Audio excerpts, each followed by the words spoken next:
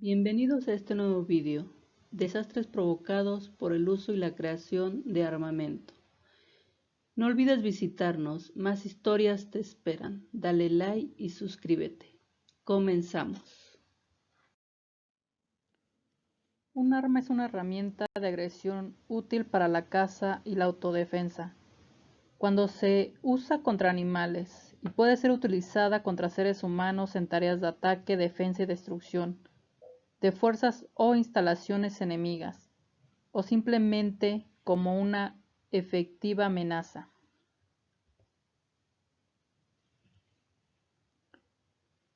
Un arma es por tanto un dispositivo que amplia el alcance y la magnitud de su fuerza. Según otra interpretación, podrían definirse como los dispositivos más sencillos que utilizan ventajas mecánicas para multiplicar una fuerza, un ataque.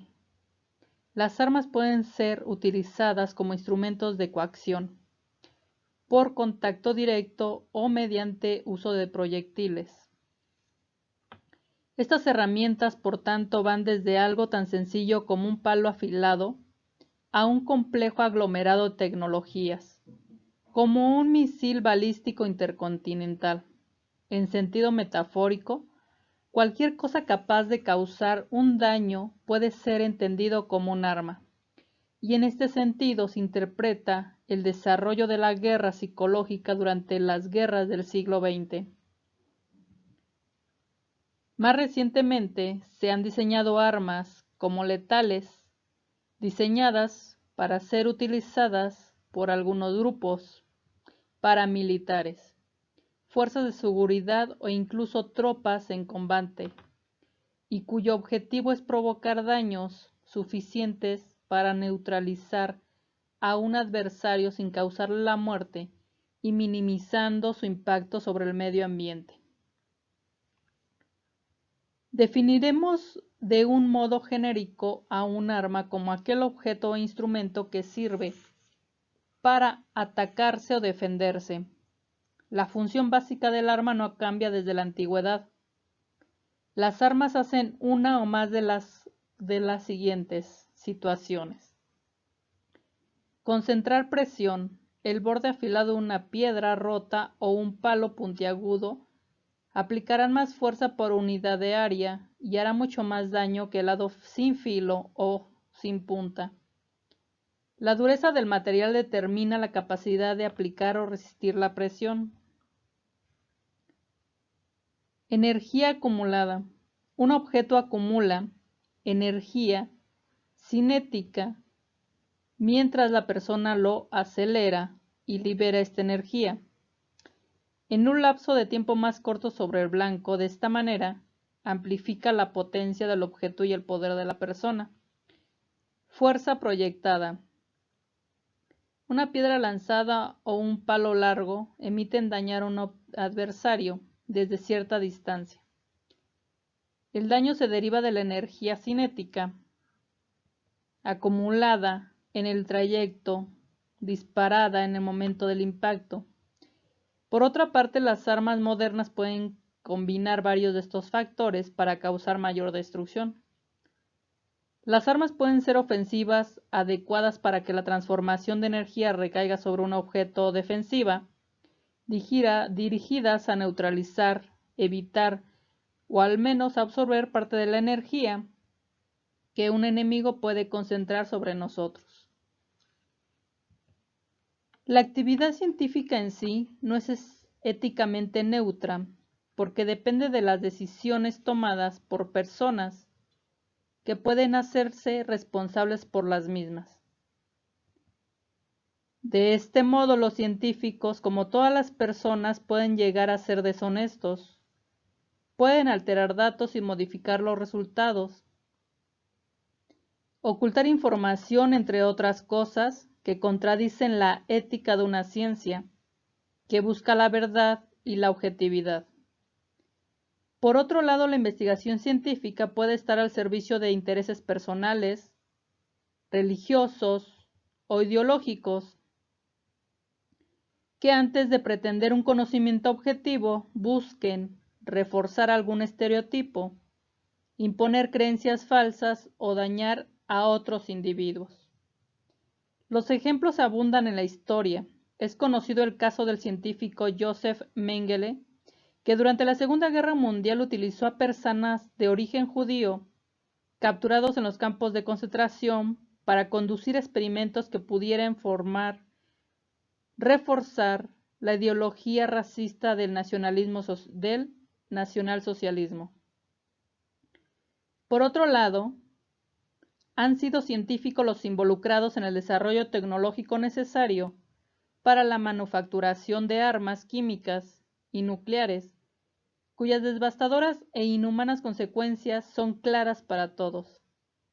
En estos casos, algunos científicos podrían argumentar que solo lo hicieron por la ciencia. Sin embargo, su conocimiento del contexto bajo el cual investigaban lo vuelve responsable de la finalidad no puramente científica que su trabajo respaldaba. Vemos que el ideal del científico realmente se cumplirá en la práctica. Existen ejemplos históricos claros en que el ideal de la ética científica ha sido traicionado. La ciencia tiene el potencial de contribuir al bien común, basado en la justicia, la tolerancia, el respeto y la libertad, pero también tiene la capacidad de destruir semejantes valores en proporciones gigantescas. Lo anterior nos lleva a la pregunta: ¿qué tanto se cumple el ideal científico en la práctica? En el caso de la biomedicina, cuyo objeto de estudio pueden ser personas, la honestidad y o deshonestidad externa hace referencia a la seguridad del individuo que funciona como objeto de estudio. Por ejemplo, cuando se realiza alguna investigación para hallar la cura de una enfermedad con personas que la padecen. El científico y la ética.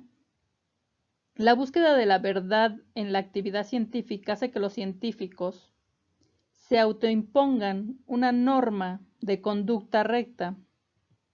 Según Mario Bunge, la actividad científica debe de estar regida por la adquisición y afinanciamiento de hábitos o actitudes morales, las cuales él distingue como honestidad intelectual, la independencia de juicio, coraje intelectual, amor por la libertad intelectual y el sentido de la justicia.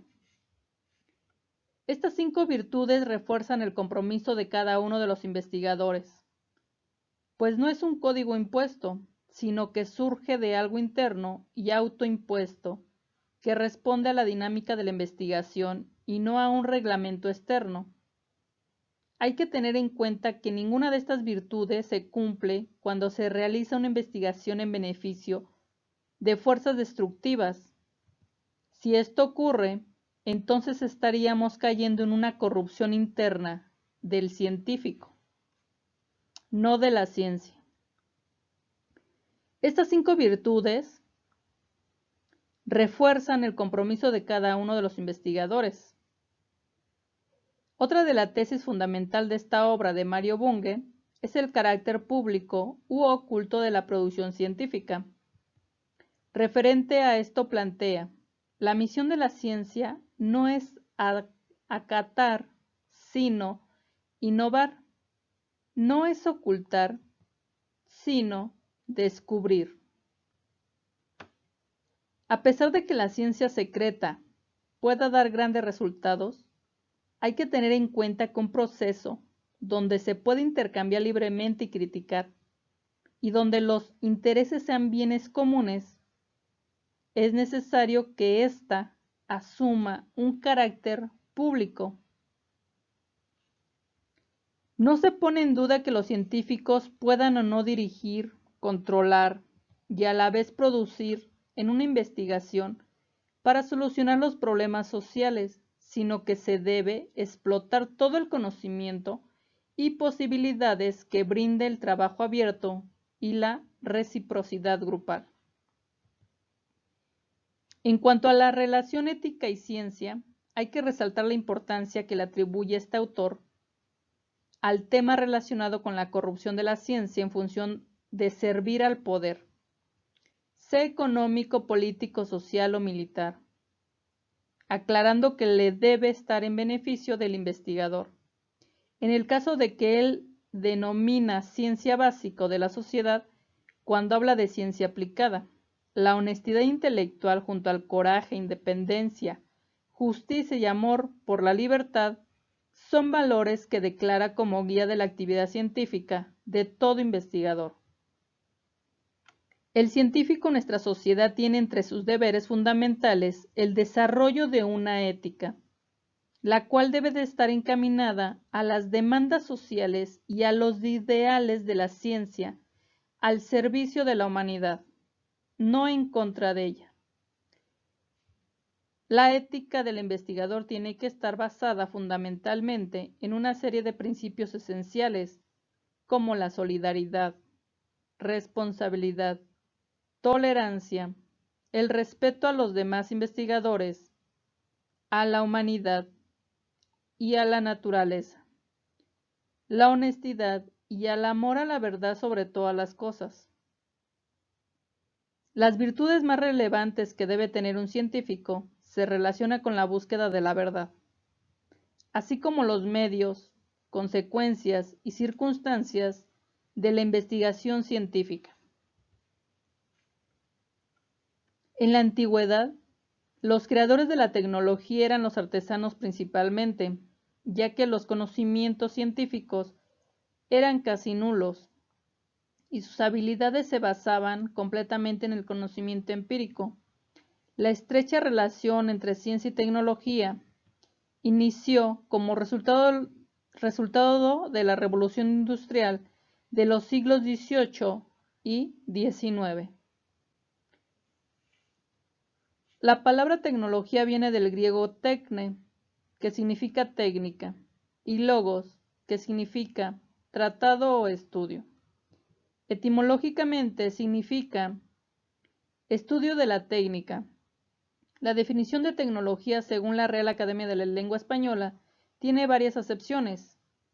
1. Es el conjunto de teorías y técnicas que permiten el aprovechamiento práctico del conocimiento científico. Tratado de los términos técnicos, lenguaje propio de una ciencia o de un arte, conjunto de los instrumentos y procedimientos industriales de un determinado sector o producto. El concepto se define como el conjunto de conocimientos y técnicas aplicadas de forma lógica y ordenada que permiten al ser humano cambiar su entorno material o virtual para satisfacer sus necesidades. Es un proceso combinado de pensamiento y acción con la finalidad de generar soluciones que sean útiles a la naturaleza y a la humanidad. Hablar de tecnología se refiere a diversos objetos, tanto sistemas y técnicas, que ayudan a satisfacer las necesidades de la sociedad. El concepto se ha transformado debido a la globalización, el desarrollo que ha tenido la sociedad y el crecimiento de la población han motivado que el hombre ponga especial atención en la ciencia y la tecnología, ya que estos han facilitado y mejorado la vida y que nos hace alcanzar horizontes que antes no nos podíamos imaginar. Hablar de tecnología es hablar de ciencia, aplicada para el mejoramiento de la vida humana y la naturaleza. La ciencia y la tecnología se condicionan mutuamente, ya que la tecnología no puede avanzar sin conocimientos científicos, y la ciencia requiere la construcción y operación de complicados instrumentos tecnológicos, como microondas, microscopios electrónicos y computadoras, que permiten que la ciencia avance a pasos agigantados. Pero hay que preguntarnos, en ese adelanto científico, ¿qué es lo que vamos dejando en el camino? Destruyendo o generando. En la actualidad a todos nosotros nos ha tocado vivir una etapa del desarrollo de la humanidad en la que la vida está colmada de comodidades y rodeada de tantos placeres como nunca antes en toda la historia de la humanidad. La principal causa de esto es el avance de la ciencia, que aterriza en nuevas tecnologías, atiborrando nuestra vida cotidiana, como es el caso de los teléfonos celulares inteligentes, el horno de microondas, lavadora de ropa cada vez más sofisticadas, pantalla de televisión en 3D, plasmas, OLED, navegación en Internet, entre otras tantos avances tecnológicos y científicos que ha generado el ser humano. El crecimiento tecnológico se incrementa al punto que sobrepasa nuestras capacidades sociales de conocimiento, regulación y control.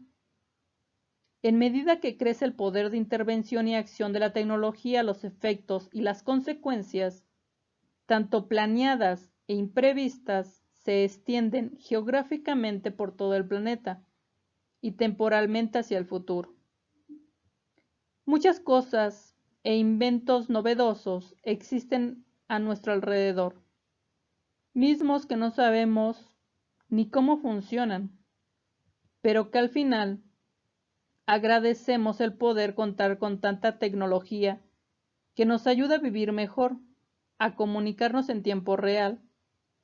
En el área de la salud resulta fundamental contar con todos los inventos que en este rubro existen, ya que salvan la vida más rápido que antes.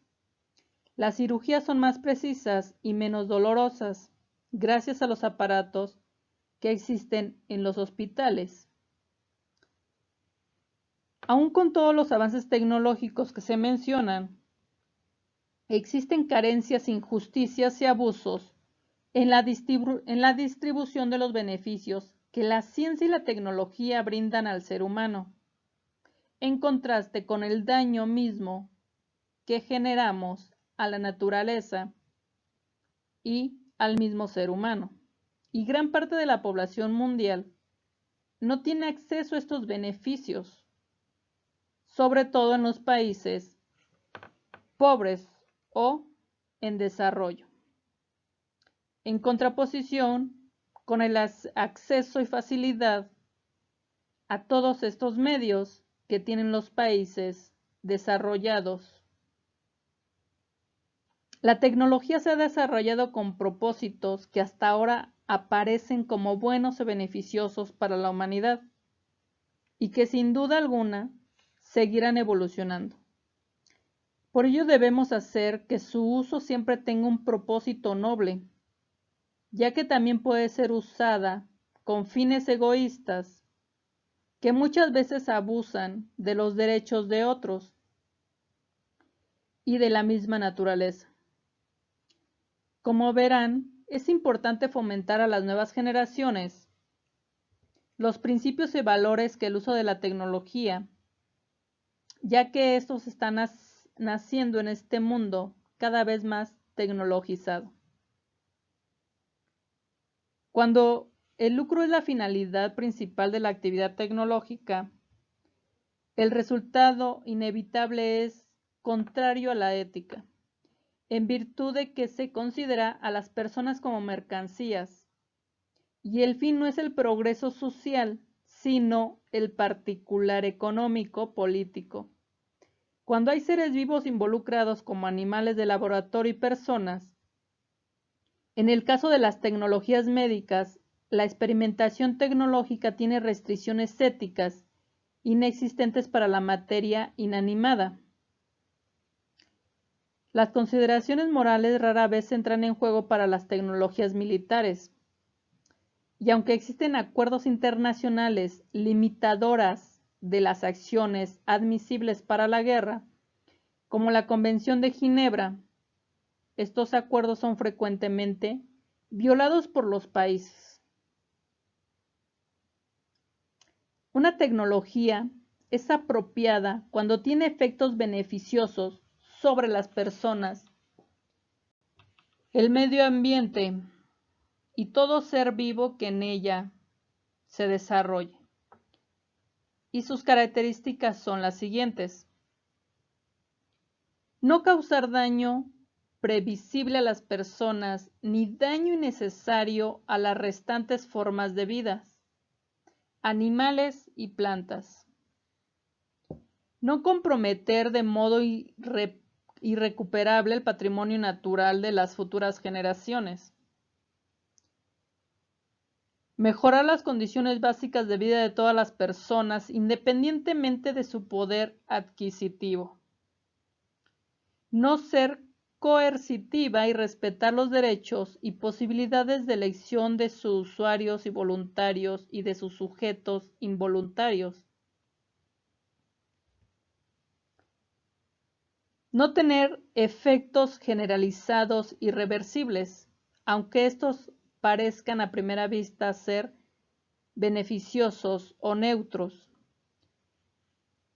La inversión de los gobiernos en tecnologías apropiadas debe priorizar de modo absoluto la satisfacción de las necesidades humanas básicas de alimentación, vestimenta, vivienda, salud, educación, seguridad personal, participación social, trabajo y transporte.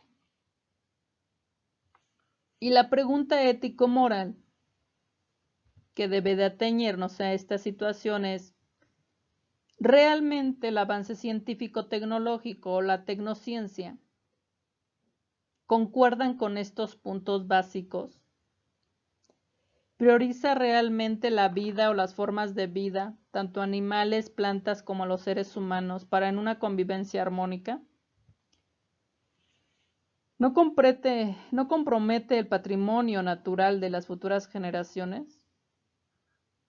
¿Realmente mejora las condiciones básicas de todo el ser humano, sin importar raza, posición económica o posición social? ¿Respeta y prioriza en verdad el modo de satisfacer las necesidades básicas y los derechos humanos? La UNESCO pretende estudiar algunos problemas que se han identificado a raíz de la presencia de innovaciones tecnológicas y científicas, lo que compromete a toda la sociedad a responsabilizarse en un buen uso de estas. Uno de los principales problemas que enfrenta la ciencia y la tecnología es el efecto negativo, los riesgos y los peligros que se pueden presentar tanto para el ambiente como para la salud de los seres humanos, de los animales o para el propio planeta, lo que puede conducir a incrementar problemas sociales, políticos y económicos. Los gobiernos de todas las naciones del mundo tienen la obligación, junto con sus científicos, de realizar un análisis profundo sobre las repercusiones que conlleva, con organizaciones como la Comisión Mundial de Ética de la Comisión Científico y Tecnológico, el COMETS, para que analicen moralmente las implicaciones de estas polémicas áreas de estudio en cada uno de los países y los medios que pueden ser utilizados, pronunciados por la UNESCO, son los siguientes: estudios relativos a la ética del medio ambiente y la definición del principio de precaución. Este aspecto hace referencia a que los científicos y encargados de las políticas diseñen principios éticos para examinar las propuestas tanto de la ciencia como de la tecnología ante su impacto ambiental. El segundo punto es estudios sobre la ética de la ciencia relativos a los posibles usos indebidos de la tecnología, así como los códigos deontológicos de la ciencia. Estudios relacionados con la ética de las nuevas tecnologías, por ejemplo, la nanotecnología, tecnologías especiales para preparar los encargados acerca de las posibles debates. El siguiente punto es la enseñanza de la ética. desarrollándose en actividades educativas y elaborando sistemas de evaluación que deben ser de calidad con el fin de adquirir un conocimiento ético firme en todas y cada una de las disciplinas estudiadas. Park, 2008, comenta que es común que debido a las presiones de tiempo u otros factores, algunos investigadores adelanten sus conclusiones antes de realizar las mediciones adecuadas. En 1996, el físico alemán Sokal publicó un artículo titulado Transgrediendo las fronteras, hacia una hermenéutica transformativa de la gravitación cuántica. Posteriormente reveló en una revista que aquel ensayo eran puros absurdos con palabras científicas y que lo envió para probar que la revista lo publicaría con tal de que sonara bien y reforzara sus ideologías. El engaño se volvió famoso y la vergüenza cayó sobre Social Text, la revista que lo publicó sin un escrutinio riguroso. Un caso de invención de datos fue el de Victor Nibov, investigador de Lawrence Berkeley National, quien en 1999 anunció haber descubierto los elementos 118 y 116. Sin embargo, el descubrimiento no pudo ser replicado en el mismo laboratorio y en otros alrededor del mundo. El Lawrence Berkeley condujo investigaciones sobre el hallazgo de Nibov, concluyó que los resultados habían sido fraudulentos y posteriormente despidieron al científico Park, 2008. También existen comunidades que carecen casi por completo de los conocimientos y las posibilidades de recibir innovaciones tecnológicas que en otros países pueden parecer muy comunes y de acceso fácil y rápido. Sin embargo, ¿de qué le servirá una computadora portátil a un grupo de personas que no saben utilizarla o que no tienen acceso a energía para alimentarla? ¿De qué sirve un sistema sofisticado de riego en una ciudad donde no se puede sembrar nada? Hacia una ética de la tecnociencia. ¿Se puede controlar el desarrollo tecnológico para mejorar las vidas de las personas? La tecnología vuelve más independiente o dependientes a las personas.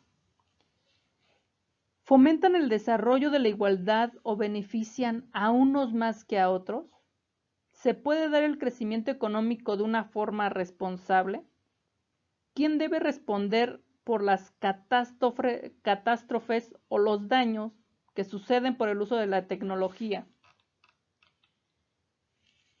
Como bien podemos darnos cuenta con Albert Einstein, él creó esta idea de la energía nuclear utilizada con ciertas características y su invento, su investigación fue tratada para destruir a naciones.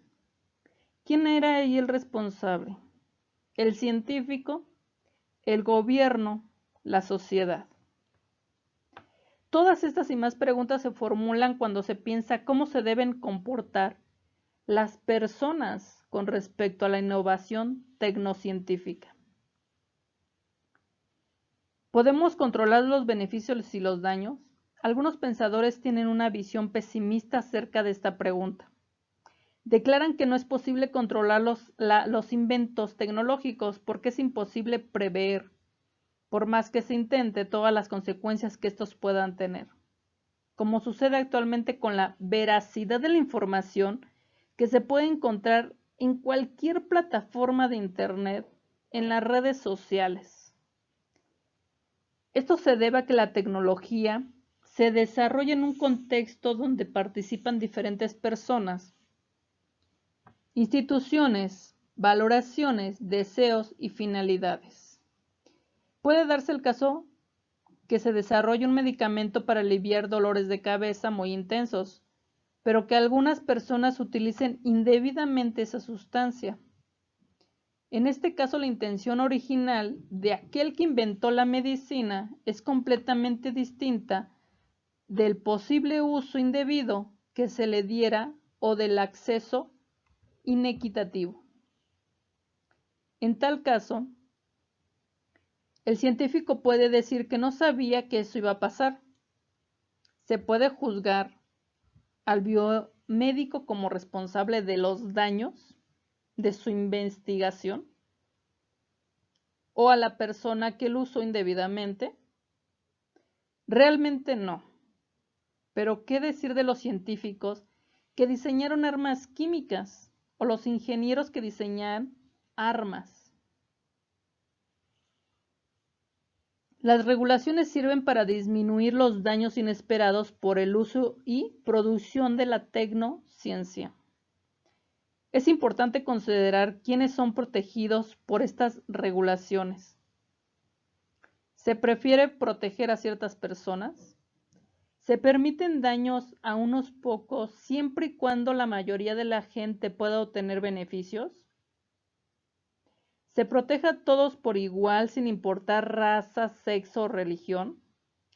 Las regulaciones deben preocuparse por producir beneficios para la comunidad en general y no solo para algunos.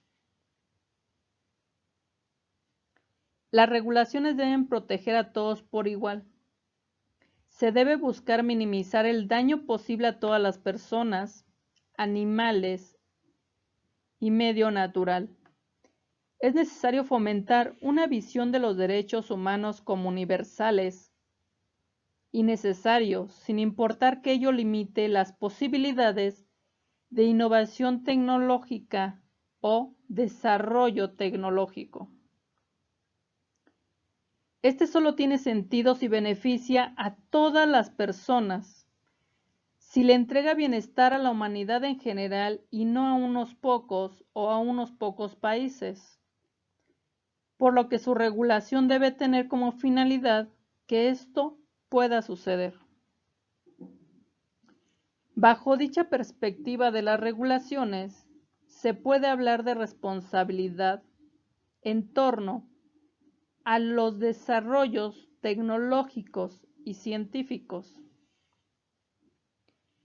Si a una determinada institución científica, fábrica, industria o negocio se le imponen caras regulaciones acerca de lo que debe de evitar y cómo debe hacerlo, entonces no puede excusarse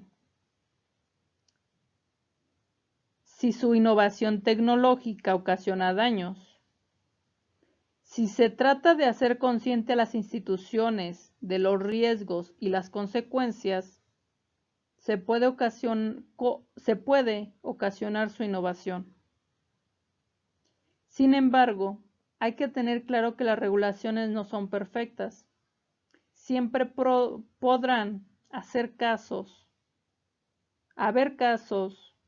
que escapan de ellas y que sorprenden a todos, como en los casos de las investigaciones o supuestas investigaciones que al final resultaron fraudulentas.